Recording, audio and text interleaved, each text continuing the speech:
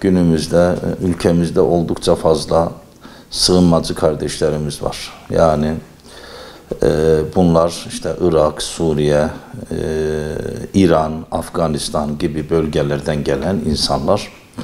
Bunlara karşı nasıl davranmalıyız? Bunlara nasıl davranacağımızla ilgili aslında geçmişimizde çok güzel örnekler var. Peygamberimiz sallallahu aleyhi ve sellemin hayatına baktığımız zaman Efendimizin hayatında bir ensar muhacir kardeşliğini görüyoruz.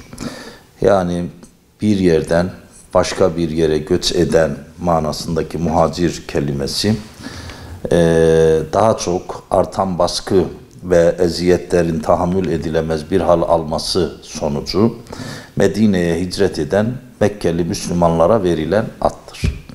Bu Mekke'den Medine'ye hicret eden Müslümanlara, yani muhacir kardeşlerimize kucak açan, onlara gönüllerini açan Medineli Müslümanlara da Ensar ismini veriyoruz. Yani Ensar ne demek?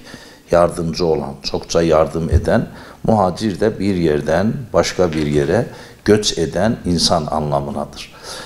Bugün olduğu gibi o günde Mekkeli Müslümanlar Medine'ye giderken yanlarında hiçbir şey götürmemişlerdi. Çünkü bir zorluk çekiyorlardı, zorbalık vardı, üzerlerinde baskı vardı. Yanlarında hiçbir şey götürme imkanı bulamadan adeta çocuklarını kendilerine yaptığı adeta kaçar durumda o zulümden, baskıdan kurtulmak için Medine'ye gittiler. Evet, onlar İslam'ı yaşayan insanlardı. Suçları Müslüman olmaktı. Müslüman olduklarından dolayı da böyle bir sıkıntıyla karşı karşıyaydılar. Ama asıl büyük görev onlara yardımcı olan Medineli Müslümanların göreviydi. Yani onlarla ilgilenmese, onlara yüz göstermeseydi, onlara yardımcı olmasaydı ne olacaktı o muhacirlerin hali? Çünkü o Medineli Müslümanlar şuna inanıyordu. İnnemel mu'minûne ihvetun, değil mi Hucurat suresinde? Bütün müminler kardeştir. İşte kardeş olan bütün müminlerin birbirlerine destek olması, yardımcı olması ki Kur'an-ı Kerim'de pek çok yerde müminlerin birbirlerine destekçi olmaları hususunda ayet-i kerimeler görüyoruz. Kendileri de muhtaç, kendileri de çok geniş imkanlara sahip olmamasına rağmen ne yaptılar? O gün Mekke'den kalkıp Medine'ye gelen kardeşlerine yardımcı oldular. İşte bu örneklik, yani 1500 sene önceki bu örneklik her dönemde aslında başına bu hal gelenler için diğerlerinin ne yapması gerektiği hususunda güzel bir örnektir. Yani bugün de malumunuz bölgede sıkıntı var. Birilerinin oralar üzerinde emelleri var. Onun için bu emellerini yerine getirmek için ne yapıyorlar? Saldırıda bulunuyorlar. İşte bu saldırılardan yaşlısıdır veya genç olanlar da var. Ne yapıyorlar? Başka ülkelere sığınmak zorunda kalıyorlar. Bunlara biz mülteci diyoruz.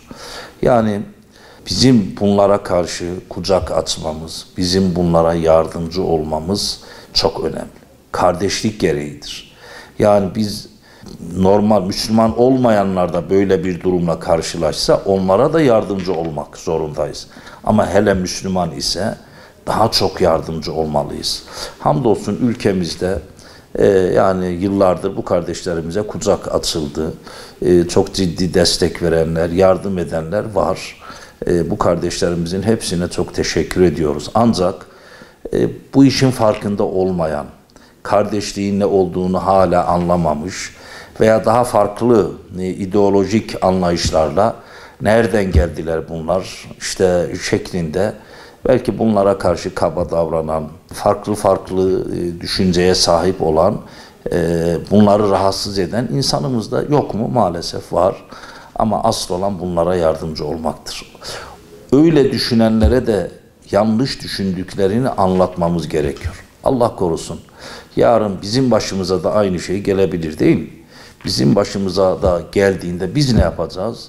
Yani Yunanistan'a doğru gitme imkanımız yok. Oraya, o tarafta bizi barındıracak, bize sahip olacak bir anlayış mümkün değil. İşte şu anda görüyorsunuz, insanları diri diri denize atıyorlar. Yani bu kadar vahşet yaşanıyor. Biz de Allah korusun başımıza böyle bir şey geldiği zaman yine Müslüman bölgelere sığınmak zorunda kalırız ki Allah göstermesin, tekrar diyorum. O halde yapacağımız iş, bu kardeşlerimiz zor durumdalar. Hiç kimse memleketini keyfi olarak terk etmez.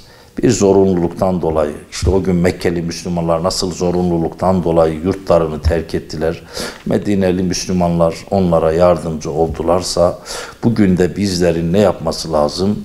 Mutlaka bu Irak'tan, Suriye'den, Afganistan'dan, işte veya İran'dan gelen bu kardeşlerimize yardımcı olmamız, onların dertleriyle dertlenmemiz, hemhal olmamız çok önemlidir. Çünkü Efendimiz sallallahu aleyhi ve sellem leysel mu'minullezî yeşbe'u ve câruhu câ'i, yani komşusu aç iken tok yatan bizden değildir. Yani bana ne olursa olsunlar. Bir Müslüman bunu diyemez. İnsanın dememesi lazım ama hele Müslümanın hiç dememesi lazım. Biz bu Peygamberimizin bu hadisi şerifini çok önemsiyoruz. Komşusu aç iken tok yatan bizden değildir buyuruyor. Yine Peygamberimizin bir başka hadis-i şerifi aklıma geldi. Buyuruyor ki müminler birbirini sevmekte, birbirlerine acımakta, birbirlerini korumakta vücuda benzerler. Bir vücuda benzerler. Vücudun bir uzvu hasta olduğu zaman diğer uzuvlar da bu sebeple ne yaparlar? Uykusuzluğa, ateşli hastalığa tutulurlar buyurarak Müslümanın hassasiyet içerisinde olması gerektiğini Efendimiz sallallahu aleyhi ve sellem bizlere haber veriyor. İşin özü, böyle durumda olan kardeşlerimize, ki Diyarbakır'ımızda da ciddi anlamda bu durumda olan kardeşlerimiz var. Bizlere düşen bu kardeşlerimize fırsat ölçüsünde yardımcı olmak, onlara bir misafirperverlik örneği göstermek ki yani hamdolsun ülkemizde ülkemiz misafirperverlikte dünyada öncü ülkelerdendir ve biz de bunu yapıyoruz. Ama maalesef işte üzülerek ifade edelim ki böyle kendini bilmez bazı kişilerin, o da İslam'dan belki tam nasibini almamış, İslam kardeşliğinin ne olduğunu henüz benimseyememiş bir takım insanların bunlara tepki göstermesi, karşı çıkması, bunu da doğal karşılamak lazım. Bunlara da anlatmak lazım. Yani bu işin yanlış olduğunu, İslam'ın ruhuna uymadığını, İslam'ın bir yardım dini olduğunu, darda kalana elini uzatma dini olduğunu, bir kardeşlik dini olduğunu, bir selam, barış dini olduğunu hatırlatmamız lazım. Allah inşallah bu kardeşlerimize de o anlayışı nasip eylesin. Aslında aynı zamanda imtihan olunuyoruz. Yani onlar şu anda bizim imtihanımız. Bu başına sıkıntı gelen Müslümanlara diğer Müslümanlar ne yapıyor? Yardımcı oluyor mu?